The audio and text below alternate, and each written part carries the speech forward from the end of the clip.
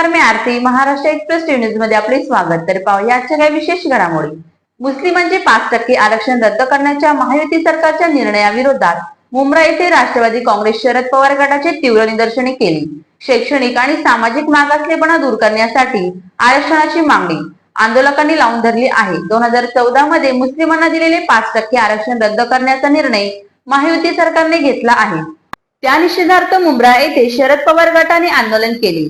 मुस्लिमांना आरक्षण न दिल्यास तीव्र आंदोलन छेडण्यात येईल असा इशारा यावेळी देण्यात आला. काँग्रेस आणि राष्ट्रवादी काँग्रेसच्या आघाडी सरकारने दिलेल्या आरक्षणानंतर प्रक्रिया सुरू करण्यात आली होती, पण आता राज्य शासनाकडून सुधारित शासन निर्णय प्रकाशित करण्यात आला आहे. आरक्षणाच्या शासनादेश आणि परिपत्र जारी करण्यात आले असून त्यास आरक्षण रद्द करण्यात आल्याची माहिती देण्यात आली आहे. त्या निर्देशार्थ शुक्रवारी दुपारचा नमाज अदा केल्यानंतर दारुल फलाह मशीद येथेही आंदोलन करण्यात आले. ठाणे महापालिकेचे विरोध पक्ष नेते शानू पठाण यांनी संताप व्यक्त करत आपली प्रतिक्रिया दिली. सबका साथ सबका विकास अशी घोषणा देणारे हे सरकार भेदभावाचे राजकारण करत आहे. एकूण लोकसंख्येच्या 18% असलेला मुस्लिम समाज समाजदृष्ट्या मागास आहे. आर्थिक मागासलेपणा असल्याने शैक्षणिक प्रगती होऊ शकत नाही. अशा स्थितीत हे आरक्षण रद्द करून अन्याय केला जात आहे. त्या विरोधात आमचा हा संघर्ष आहे असे त्यांनी सांगितले. मर्जिया पठाण यांनी पत्रकारांशी बोलताना सांगितले की आरक्षण आयोगाची अंमलबजावणी करताना सामाजिक आर्थिक मागास असलेल्या समाजाला मुख्य प्रवाहात आणण्यासाठी आरक्षणाची गरज असल्याचे म्हटले आहे. संविधानातही मागासलेपणा दूर करण्यासाठी आरक्षणाची आवश्यकता व्यक्त केली आहे.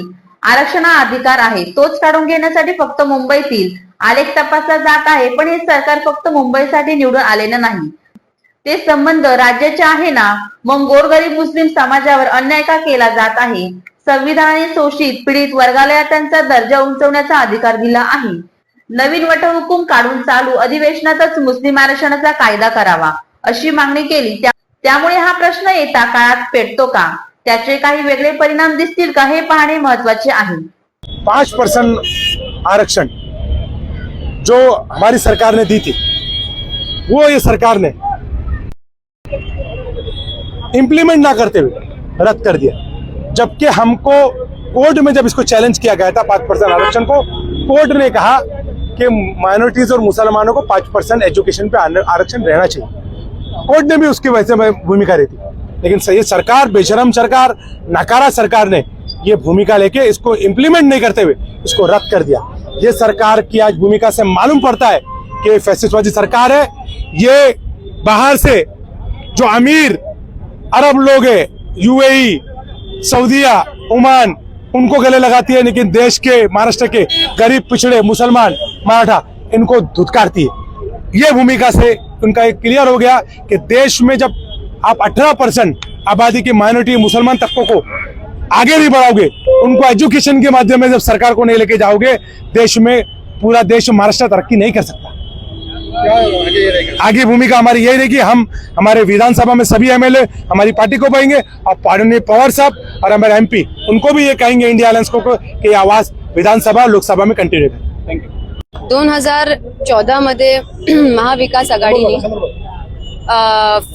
5% आरक्षण मुस्लिम समाजाचे जे बॅकवर्ड लोक आहेत त्यांना दिलं होतं. सच्चर कमिटीचा सर्वे आला होता, त्यानुसार आरक्षण 5% भेटलं होतं. तेव्हाच लगेच लोकांनी निषेध जाहीर करून हायकोर्टमध्ये अपील केलं होतं विरोधात, आरक्षणच्या विरोधात. पण तेव्हा पण हायकोर्टने असा निर्णय घेतला होता की जॉबचा आपण बघू नंतर, जॉब आरक्षणचा आपण नंतर बघू, पण ऍटलीस्ट एज्युकेशन आरक्षण आपण कंटिन्यू करू. कारण की कोर्टचं पण असं म्हणणं होतं की there is a group of community जो है एजुकेशन में पीछे है, बैकवर्ड है, सोशली बैकवर्ड है, इकोनॉमिकली बैकवर्ड है, तो उनको आरक्षण एटलीस्ट एजुकेशन में देना ही चाहिए.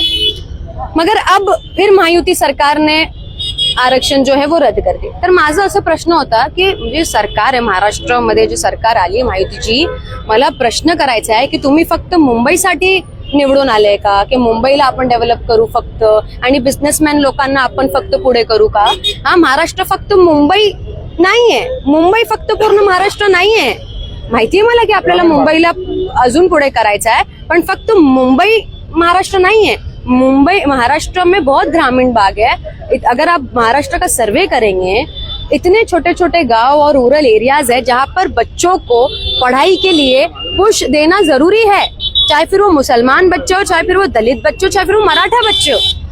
हम राजनीति में क्यों आते हैं? डेमोक्रेसी, संविधान, नेता, मिनिस्टर्स, एमएलएज, ये सब इसीलिए होते हैं ताकि जो समाज का पिछड़ा हुआ तबका है, जो गरीब, जो कमजोर लोग हैं, उनको पुश किया जाए। बराबर? एक ठिकाणी तुमचे नेता असं म्हणतात की सबका साथ सबका विकास, फिर दूसरी तरफ आप जो आपके 18% जो आपकी आबादी है उसके लिए आप कभी स्कीम रद्द कर देते हो, कभी उनकी नेशनल स्कीम्स रद्द कर देते हो पढ़ाई की ताल्लुकात से, कभी आप उनका 5% आरक्षण बंद कर देते हो, तो आप क्या चाह रहे हो? तर या होत्या शहरातील महत्त्वाच्या ठळक घडामोडी. अशाच काही नवनवीन घडामोडी पाहण्यासाठी आमच्या चॅनलला लाईक करा, शेअर करा, सबस्क्राईब करा आणि बेल आयकॉन दाबायला विसरू नका. धन्यवाद.